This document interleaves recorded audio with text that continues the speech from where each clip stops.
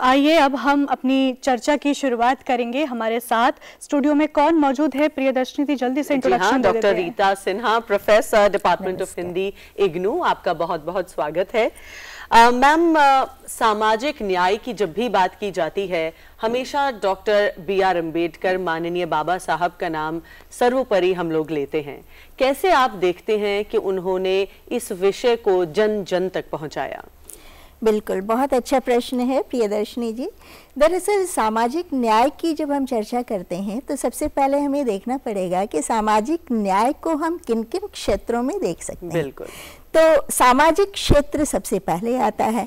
अगर समाज में सभी वर्गों के साथ समानता का व्यवहार किया जाए तभी उन्हें न्याय मिल पाता है। उसके बाद आर्थिक क्षेत्र आता है, राजनीति आती है, राजनीतिक क्षेत्र आता है, धार्मिक क्षेत्र आता है। तो बाबा साहब भीमराव अंबेडकर जी ने जो योगदान दिया, उन्होंने उस समय के समाज को देखा, क्योंकि उन्होंने पुस्तक में नहीं पढ़ा था, उन्होंने अपने जीवन की पुस्तक में पढ़ा था। उन्होंने खुद महसूस किया था और ये उनकी प्रामाणिक अनुभूति रही थी किस तरह समाज में भेदभाव है। उनका जब वेटिंग फॉर वीजा, जो उनकी आत्मकथा है, काफ़ी शॉर्ट में उन्होंने आत्मकथा लिखी है, तो उसमें उन्होंने वो जो चित्रण किया है वह जीवन का इतना त्रासद पक्ष हमारे समक्ष आता है कि उतने बड़े शिक्षाविद, समाज सुधारक, समाज शास्त्री, कानूनवेत्ता, चिंतक, विचारक बाबा साहब को किस तरह से समाज में पल पल हर पग पर अपमानित होना पड़ा, काफी अधिक उन्हें झेलना पड़ा, यंत्रणा झेलनी पड़ी, और किस तरह वे मानसिक यंत्रणा के दौर से भी गुजरे। मैम, वहां से गुजर के लेकिन जब वो अध्यक्ष बने, जिस कमेटी ने कॉन्स्टिट्यूशन को बनाया, वहां पे उन्होंने अपनी ये जो सामाजिक न्याय को कैसे उन्होंने कॉन्स्टिट्यूशन में एक जगह दी, प्राथमिकता दी और लोगों तक पहुंचाया। और मैम इसी में मैं कुछ ऐड ऑन भी करना चाहूंगी कि बहुत सारे लोगों को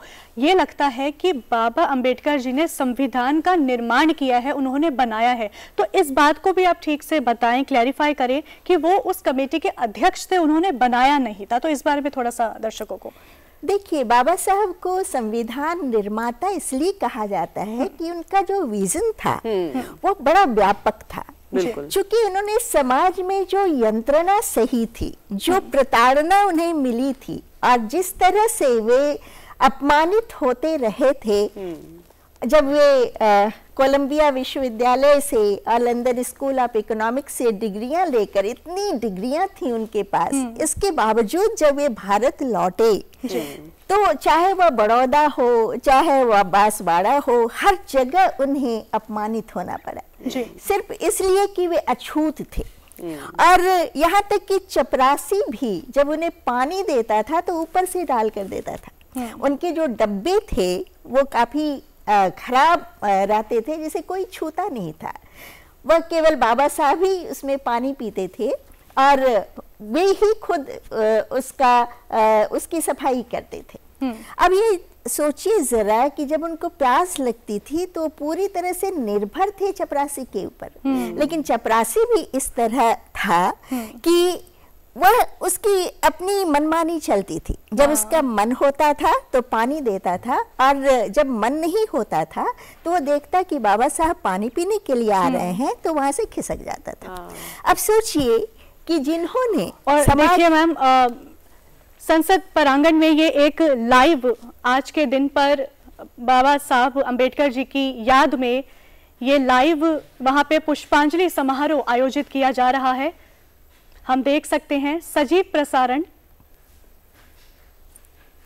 मैम, आपने जैसे बताया इतने संघर्षों से गुजरकर बाबा साहेब आजाद भारत के पहले न्याय मंत्री भी बने, और साथ ही हम देख रहे हैं president of India Shrimati Murmu श्रद्धा सुमन अर्पित कर रही हैं याद में डॉक्टर B.R. अम्बेडकर की। आज का भारत नमन कर रहा है, बाबा साहेब को याद कर रहा है, उनके विचारों को, उनकी सोच को। मैम, हम डिस्कशन आगे बढ़ाते हैं और आपसे जैसे मैं पूछ रही थी, इन संघर्षों को पार करने के बाद जब बाबा साहेब एक आजाद भारत के पहले न्याय मंत्री भी बने तो उन्होंने कानून में कैसे बदलाव करे, क्योंकि भारत तब नया नया था, सब कोई समझ रहे थे समाज को कैसे बनाया जाए, कैसे नई दिशा दी जाए। जी, मैं उसी की ओर आगे बढ़ रही थी। दरअसल उन्होंने जब अपने जीवन में इतनी यंत्रणा सही, तो जब वे कानून मंत्री बने और जब वो संविधान निर्माण की प्रक्रिया से होकर गुजर रहे थे और उसकी अध्यक्षता हम देख रहे हैं Shri Narendra Modi, Prime Minister of India and Vice President offering floral tribute to Dr. B.R. Ambedkar. Om Birla, Lok Sabha speaker, offering floral tribute. ये एक ऐसा दिन है जब हम बाबा साहेब के विचारों को, उनकी सोच को पर पुनः विचार कर रहे हैं कि एक समाज के रूप में आज हम कहां पहुंचे हैं उनके सिद्धांतों पे चलते हुए। मैम, आप कुछ कह रहे थे।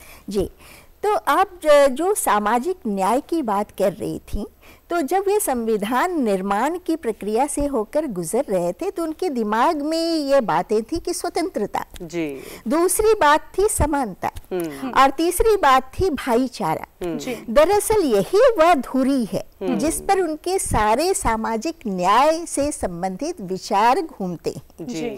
और बाबा साहब ने जब संविधान निर्माण करना आरंभ किया था तो आप सोचिए जरा कि उसमें 7,636 संशोधन हुए थे और इतने सारे संशोधन के बाद उसको पेश किया गया था उस समय के जो हमारे राष्ट्रपति थे डॉक्टर राजेंद्र प्रसाद जी के समक्ष। तो सोचिए कि कितनी ज्यादा उसमें बहस हुई थी और कितनी उथल पुथल की प्रक्रिया से होकर हमारा संविधान बना था। और बाबा साहब को इस बात का श्रेय जाता है कि इन्होंने जो समानता, स्वतंत्रता और भाईचारा की बात हमारे समक्ष रखी। और संविधान में चाहे वो देखिए आप अनुच्छेद 15(2) देखिए, 15(3) देखिए, 16(2) देखिए, 15(325) देखिए, तो उसमें उन्होंने उस समय नारी की स्थिति भी देखी थी। स्त्रियों की स्थिति बड़ी ही विडंबनाजनक थी उस समय। और बाबा साहब ये महसूस कर रहे थे कि केवल दलित महिलाएं ही नहीं बल्कि उस समय जो सवर्ण महिलाएं थीं वे भी, जो परंपरागत उनके कानून थे और जो परंपरागत नियम थे, जो सामाजिक स्थिति थी, उसमें इतनी विसंगतियां थी, इतनी विडंबनाएं थी। मैम, आपसे ये भी जानना चाहेंगे कि जो संविधान कमेटी थी उसमें भी एक दलित महिला थी, उनके बारे में शायद लोग नहीं जानते, उनके बारे में कुछ बताएं। जी, उसमें एक अनुसूचित जाति की थी दक्षयानी बेला युधन, और वे उस कम्युनिटी से आती थी जिसमें ऊपर के वस्त्र को पहनना पूरी तरह वर्जित था।